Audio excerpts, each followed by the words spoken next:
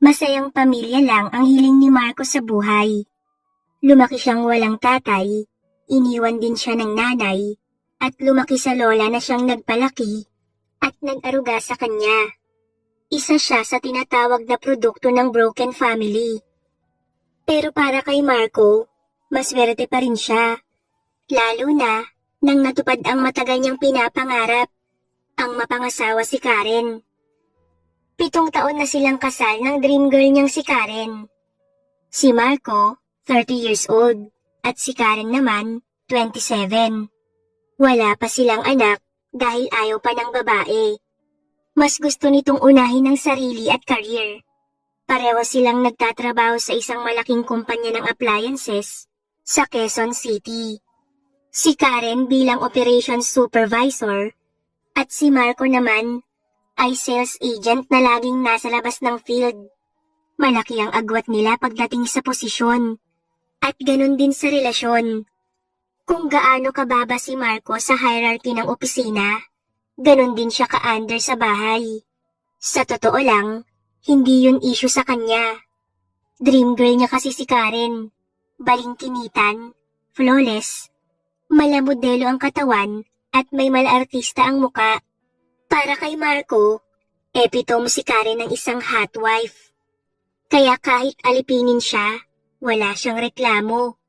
Siya na mismo ang gumagawa ng lahat ng gawaing bahay. Laba, luto, linis, alaga sa aso. Pati na rin pag-aasikaso kay Karen. Ang misis, mas madalas nag-online shopping. Nagtetest ng lipstick o kaya ay abala sa social media. At si Marco, lagi lang nakangiti at palaging nakahanda ang paborito niyang linya.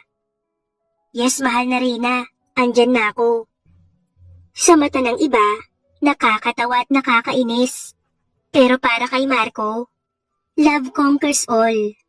Hanggang isang gabi, matapos ang mahabang araw ng deliveries sa Cavite area, dumiretso siya sa opisina para mag-remit at mag-report. Pagdating sa parking area, sinalubong siya ni Mang Romy, ang CQ na bantay sa gate. Uy, Sir Marco, aba gabi ka na, nag-overtime ka ba? Bati nito habang nakasandal sa booth. Medyo tay Romy, ang dami kasing orders kanina.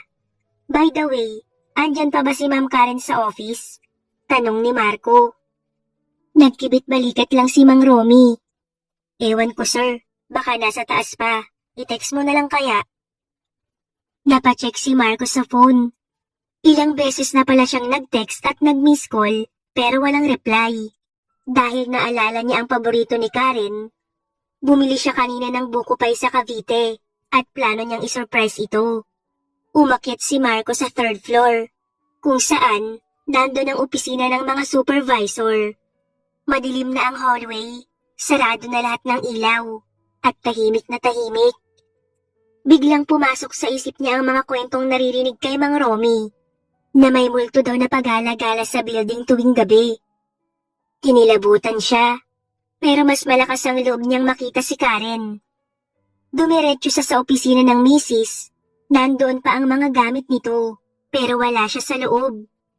Naalala ni Marco ang sinabi ni Karen dati na kapag stressed, umaakyat siya sa rooftop para magpalamig at mag-isip. Bit-bit ang buko pie, naglakad si Marco paakyat. Buo sa isip na pasayahin si Karen. Naisip pa niya ang romantic na eksena.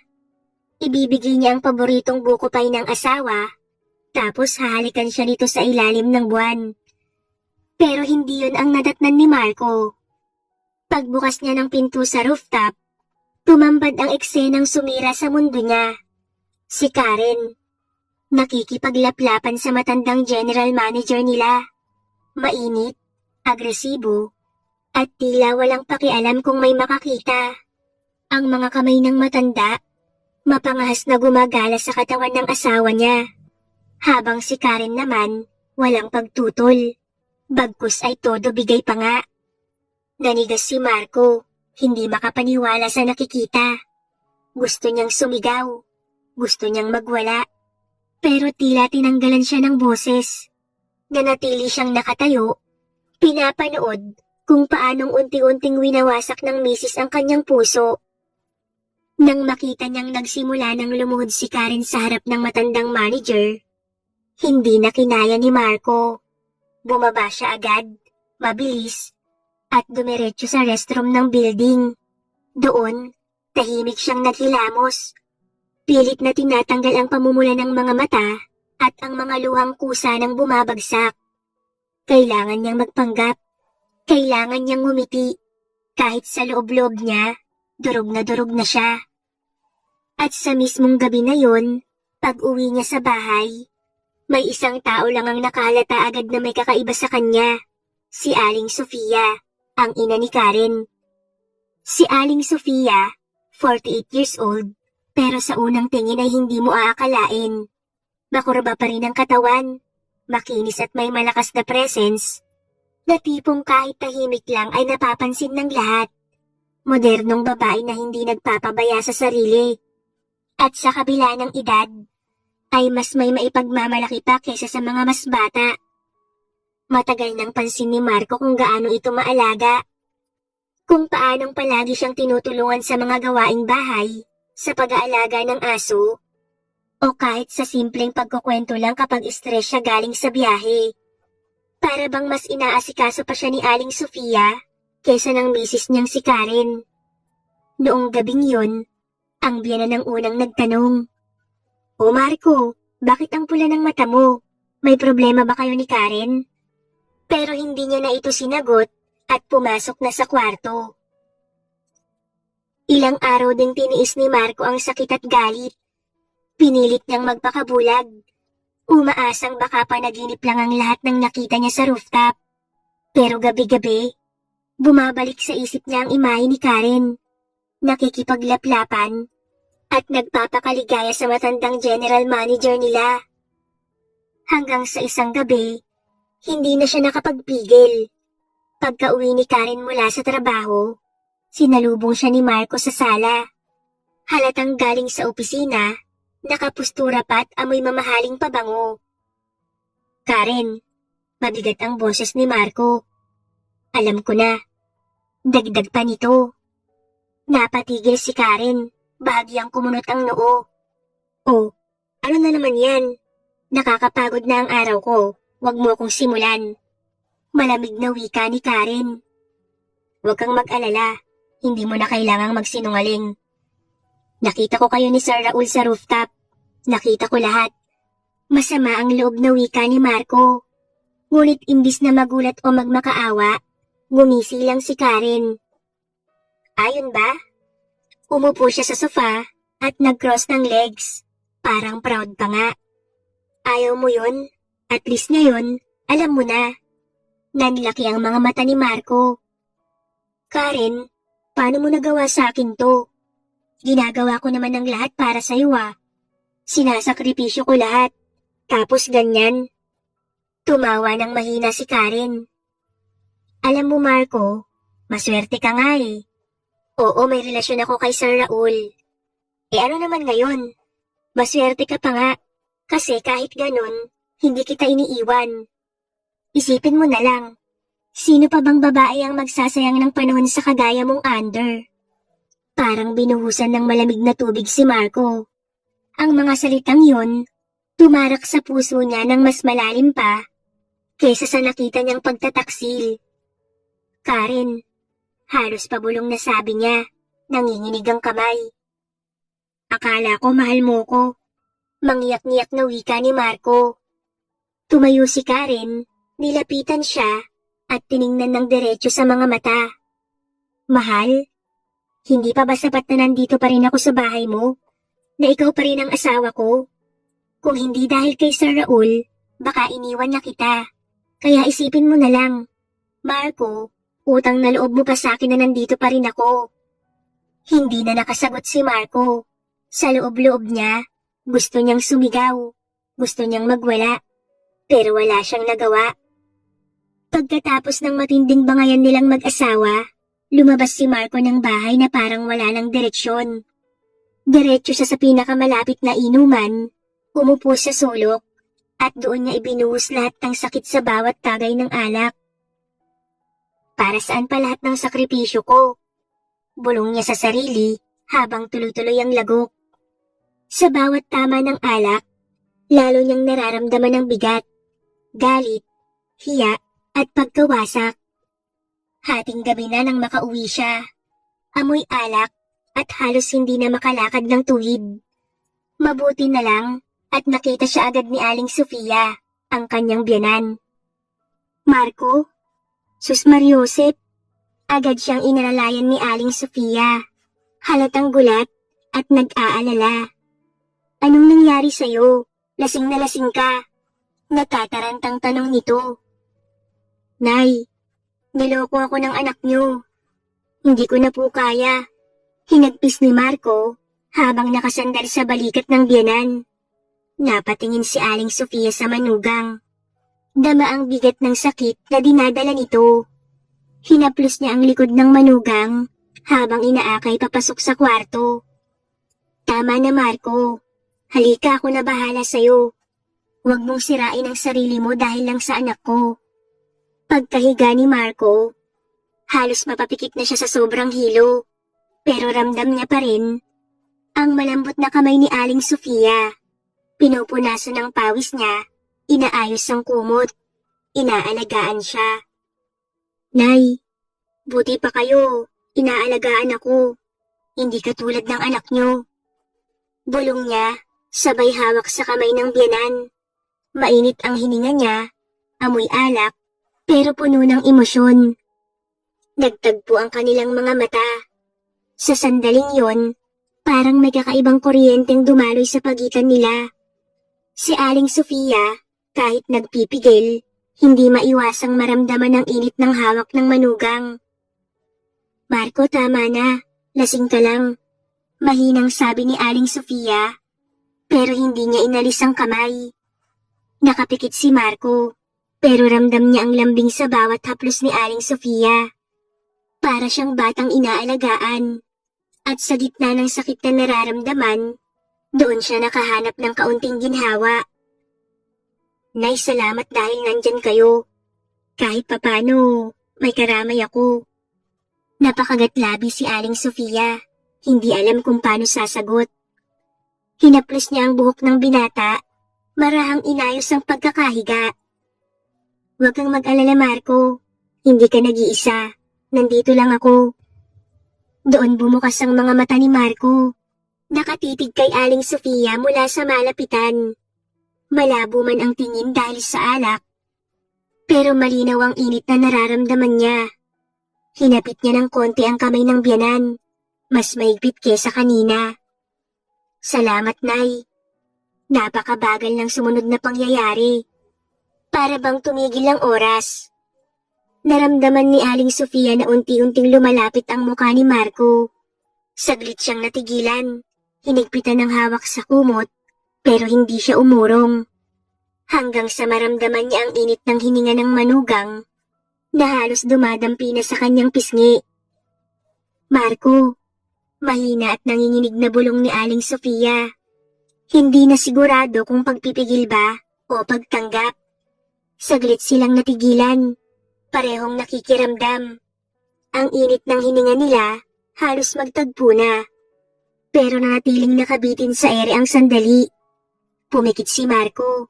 Pilit hinahabol ang antok at kalasingan. Si Aling Sofia naman, dahan-dahang umatras, nanginginig ang dibdib, at pinilit ngumiti na parang walang nangyari. Hinaplos niya muli ang buhok ng manugang at bumulong. Patulog ka na Marco. Bukas lilipas din to. Kinabukasan, nagising si Marco na mabigat pa rin ang ulo. Tila may martilyong kumakabog sa sentido niya. Bumangon siya, nakatingin sa kisame, at agad na bumalik sa isip niya ang gabing lasing na lasing siya.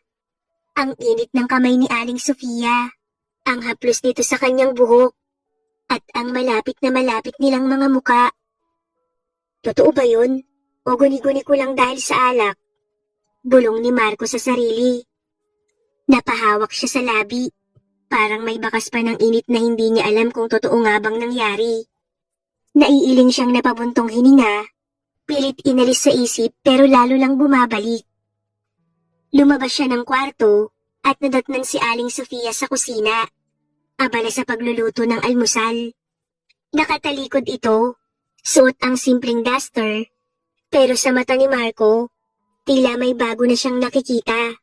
Hindi lang biyanan, kundi isang babaeng may kakaibang alindog. Gising ka na pala, ani Aling Sofia, sabay lingon at ngiti. Normal lang ang tono niya, parang walang nangyari kagabi. Halika, kumain ka na. Niluto ko to para sa'yo. Umupo si Marco sa mesa, nakatingin sa biyanan na tila walang kamalay-malay. Pero sa bawat simpleng galaw ni Aling Sofia, lalo siyang nabibighani. Lalo siyang bumabalik sa alaala ng halos halik na hindi natuloy. Mula ng gabing yun, naging alanganin ng kilos ni na Marco at Aling Sofia. Kapag nagtatagpo ang kanilang mga mata, mabilis silang umiiwas. Kapag nagkakadikit ang kanilang mga kamay sa simpleng abot ng pinggan, mabilis nilang binabawi na parang may apoy. Pero kahit pilitin nilang itanggi, ramdam nila ang kakaibang tibok sa dibdib tuwing nagkakalapit. Samantala, ang relasyon naman ni na Marco at Karen ay tuluyan ng lumamig. Kung dati kahit gaano siya nasasaktan, siya pa rin ang kusang nag-aalaga, nagluluto, nag-aayos para sa asawa. Ngayon wala na. Ang bawat sulyap niya kay Karen ay pandidiri at galit ang bumabalot. Hindi na sila nagpapansinan. Sa iisang bubong, para silang estranghero. At sa tuwing magtatagpo sila sa trabaho, sa loob ng kumpanyang pinapasukan nila, hindi mapigilan ni Marco ang pamumuo ng sama ng loob. Lalo na kapag naiisip niya ang mga oras na si Karen ay nasa piling ng matandang general manager na si Raul. Isang hapon, habang lumalabas si Marco sa gusali, nasalubong niya si Karen sa may hallway. Sandali silang nagtagpo ng tingin. Matatalim, malamig, walang bakas ng pagmamahalan. Excuse me, malamig na wika ni Karen, sabay lakad palayo. Saglit na napatigil si Marco, saka napailing. Pero bago siya tuluyang makalayo, dumating mula sa kabilang direksyon si Raul. Nakasalubong niya ito, nakatayo ng matikas, at nakangisi na para bang alamang lahat. Ang tingin nito ay halatang nang uuyam. Puno ng yabang at panlalait. Napakuyom ng kamao si Marco. Pinilit maglakad ng diretso, pero ramdam niya ang apoy ng galit na bumabalot sa kanya. Mula sa gilid, nakita ni Mang Romy ang lahat. Lumapit ito at mahinang bumulong. Sir, ayos ka lang ba? Parang hindi na kayo nagpapansinan ng misis mo ah. Hindi nakasagot si Marco. Ngumiti lang ng pilit at nagpatuloy sa paglalakad. Hindi na kinaya ni Marco ang bigat ng araw. Pagkatapos ng tensyon sa opisina, ang malamig na tingin ni Karen at ang mapang-uyam na ngisi ni Raul, diretso siyang dumaan sa isang maliit na bar. Tahimik lang siya sa isang sulok habang lumalagok ng alak. Parang gusto niyang lunurin lahat ng pait at hiya. Bahala na. Bulong niya sa sarili habang inuubos ang isang bote. Mabigat na ang ulo niya nang umuwi. Nanginginig ang katawan dahil sa tama ng alak at sa galit. Pagpasok niya sa bahay, nadatnan niya si Aling Sofia sa sala, nanonood ng TV. Agad itong napatayo. Marco, lasing ka na naman. Lumapit siya, hawak ang braso ng manugang. Napatingin si Marco sa kanya. At doon, tuluyang bumigay ang dibdib niya. Nay, hanggang kailan ko titiisin to?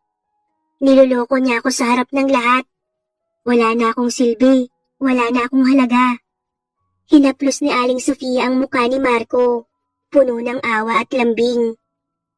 Huwag mong sabihin yan, Marco. Hindi totoo yan. Saglit na natahimik si Marco, nakatitig sa mga mata ng biyanan. Ang init ng haplos, ang lambing ng boses, lahat ng ito'y parang apoy na nag-aalab sa pusong matagal nang nanlamig. Nay, garalgal ang boses ni Marco habang dahan-dahang lumalapit kay Aling Sofia. Kayo lang ang nakakaintindi sa akin. Hindi na nakaiwas si Aling Sofia nang sunggaban siya ni Marco.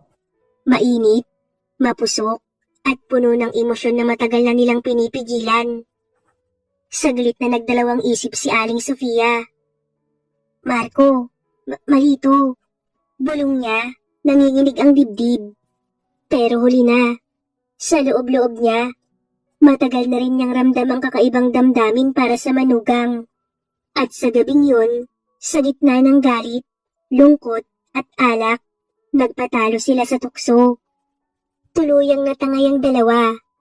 Ang dapat ay isang sandali lang, tumagal ng tumagal. Hanggang sa hindi na nila kinaya pa. Binuhos ni Marco sa kanyang biyanan ang lahat ng sakit, galit, at pagnanasa. Grabe kung panggigilan niya si Aling Sofia. Marco, bulong naman ng ginang. Grabe ang kapit ni Aling Sofia sa mga braso ni Marco. At sa gabing yun, wala siyang ibang nasasambit, kundi ang pangalan ng manugang. Marco, Marco, paulit-ulit. Habang ang gabi ay tuluyang binalot ng bawal na sandali. Pagmulat ng mga mata ni Marco, saglit siyang napatitig sa kisame. Mabigat pa ang ulo niya dahil sa alak. Pero mas mabigat ang alaala ng gabing nagdaan. Dahan-dahan siyang bumangon at tumingin sa tabi ng kama. Wala si Aling Sofia. Naroon pa ang amoy ng pabango nito, nakalutang sa hangin. Nagpapaalala sa kanya na hindi yun panaginip. Totoo ang lahat ng nangyari kagabi. Sa kusina, nadatnan niya si Aling Sofia, nakatalikod, abala sa pagluluto ng almusal. Mahigpit ang hawak nito sa sandok. Halatang pilit na pinapakalma ang sarili. Good morning. Mahina at alanganing bati ni Marco. Saglit na natigilan si Aling Sofia, saka bahagyang lumingon. Gising ka na pala. Umupo ka na, malapit nang maluto to. Wika ni Aling Sofia. Tahimik namang sumunod si Marco. Pareho silang nagkakailangan. Kapag nagtatama ang mga mata nila, mabilis din nilang iniiwas. Ngunit sa kabila ng katahimikan, ramdam nilang pareho na may malaking nagbago. Habang kumakain, halos walang salita ang namutawi. Ngunit bawat paglapit ng kamay, bawat tunog ng kutsara at tinidor, ay tila ba nagbubulong ng lihim na tanging silang dalawa lang ang nakakaalam. Simula ng gabing may nangyari sa kanila, nag-iba na ang kilos ni na Marco at Aling Sofia. Sa bawat tinginan, may apoy na agad na nagliliyab. Sa bawat paglapit ng katawan, parang hinihila sila ng tukso, pabalik sa kasalanang nagawa nila. Kalkulado ang bawat kilos. Maingat para hindi mahalata. Pero pareho silang natataranta. Alam nilang isang maling galaw lang, isang maling saglit ng kahinaan, at mauulit ang lahat. Tuwing nasa bahay, iwas sila sa isa't isa. Pero sa totoo lang, mas lalong lumalalim ang tensyon. Kapag dumadaan si Aling Sofia sa harap niya, naaamoy ni Marco ang pamilyar na halimuyak na nagbalik sa alaala ng kanilang gabi. Kapag aksidenteng nagkasalubong ang kanilang mga kamay, kapwa sila mabilis na umaatras, pero parehong kinikilabutan sa init na dumadaan sa kanilang balat. At kahit nasa trabaho si Marco, kahit nasa gitna ng meeting at kausap ang mga kliyente, hindi niya maitago kung sino ang laman ng isip niya. Sa halip na numero, sales target at kontrata, mukha ni Aling Sofia ang paulit-ulit na pumapasok sa kanyang isipan. Alam ni Marco na kasalanan. Paulit-ulit na sumasagi sa isip niya ang salitang tama ba to? Ngunit paano ba siya makokonsensya kung ang asawa niyang buong buhay niyang pinaglingkuran, minahal at pinagsilbihan ay siya ring unang nagtaksil sa kanya? Masama bang damhin ng pagmamahal sa iba? Kung ang puso niyang matagal ng sugatan ay doon lang nakatagpo ng init at pag-aaruga. Hating gabi, tahimik ang buong bahay. Tanging ugong lang ng bentilador ang maririnig. Bumangon si Marco para uminom ng tubig sa kusina. Hindi niya inaasahan Namadatnan doon si Aling Sofia, nakatayo sa harap ng lababo, naka-duster, at tila kagigising lang. Pareho silang nagulat. "Ah, ikaw pala," sabi ni Aling Sofia. Pilit pinapakalma ang sarili habang tinatakpan ng dibdib. "Hindi ako makatulog. Nauuhaw ako," sagot ni Marco, sabay iwas ng tingin. Naglakad siya papunta sa ref, pero nang magsalubong sila sa makitid na espasyo ng kusina, hindi na siya nakaiwas. Tumama ang braso niya sa balikat nito. Mabilis lang sana, pero sapat para muling magdulot ng kuryente sa kanilang dalawa. Pareho silang natigilan. Pareho lang silang nakatingin sa isa't isa. Halata ang kaba, halata ang pagpipigil. "Marco," mahina ang boses ni Aling Sofia. Sa isang iglap, hinila siya ni Marco palapit. Hindi na nakapag-isip pa. Sa isang maling galaw lang na kinatatakutan nila, ngayon ay nangyari na. Pareho silang tuluyang bumigay. Lumipas ang mga araw hanggang naging linggo. Hindi na muling nakapagpigil sina Marco at Aling Sofia. Sa bawat pagkakataon na magkasama sila, laging nauuwi sa init na tagpo. Parang mag-asawa ang dalawa. Si Aling Sofia mismo ang nagluluto para kay Marco. Naghahanda ng kape, nagsisilbi na hindi nagawa ni Karen kay Marco. Si Marco naman, bawat gabi ay binubuhos ang lahat. Galit, pananabik, at init sa kanyang biyanan. Sa piling nito, muling nabuhay ang lalaking matagal nang pinatay ng malamig at walang malasakit na asawa. Para silang nakalimot sa oras, sa mundo, at sa lahat ng mali. Basta't magkasama sila sapat na. Isang hapon, umuwi ng mas maaga si Karen. Hindi niya inaasahan ang eksenang sasalubong sa kanya. Si Marco at ang sariling ina, pawisan at hindi maitatago ang kanilang ginagawa. "Mga hayop kayo, nakakadiri kayo," sigaw ni Karen, nanginginig sa galit at pandidiri. Pero imbis na matakot o mahiya, napangiti pa si Marco. Tumayo siya, diretso ang tingin sa asawa, saka tumawa ng malakas. "At least ngayon, alam mo na." Nakangising wika ni Marco. Nanlaki ang mga mata ni Karen, habang si Aling Sofia naman ay nakayuko. Nahihiya, pero hindi na rin magawang magsisi. Sa isip niya, kung hindi kayang mahalin at pahalagahan ng kanyang anak si Marco, siya na lang ang gagawa. At si Marco, wala na siyang pakialam. Ang dating sugatan, ngayon ay parang nagwagi. Dahil ang pinakanasaktan sa lahat, ang babaeng minsan niyang minahal, pero ginago lang siya. Matapos ang pagkakahuli, hindi na muling nagbalik sa dati ang lahat. Galit na galit si Karen. Pero sa paglipas ng mga araw, siya mismo ang unti-unting nadurog. Ang inis at pagkasuklam ay napalitan ng mabigat na pagsisisi dahil na-realize niyang siya mismo ang nagtulak kay Marco palayo. Habang si Karen ay nagmumukmuk at walang tigil na nagbubuhos ng sama ng loob, sina Marco at Aling Sofia naman ay patuloy na naglalapit. Hindi na nila kayang itago pa. Sa bawat araw na lumilipas, mas lalo silang nagiging totoo sa isa't isa. At dumating ang balitang tuluyang nagbago sa lahat. Si Aling Sofia ay nagdadalang tao. Nang marinig ni Marco yun, parang nawala lahat ng bigat sa dibdib niya. Sa halip na takot, galak ang bumalot sa kanya. Sa wakas, bulong niya habang hinahaplos ang tiyan ni Aling Sofia. "Makakabuo na ako ng sarili kong pamilya." Masayang wika niya. Wala nang atrasan. Nagpasya silang iwan ng lahat. Ang bahay, ang nakaraan, at si Karen. Tahimik silang lumayo. Naghanap ng lugar kung saan walang makikialam. At doon nila sinimulan ng bagong buhay.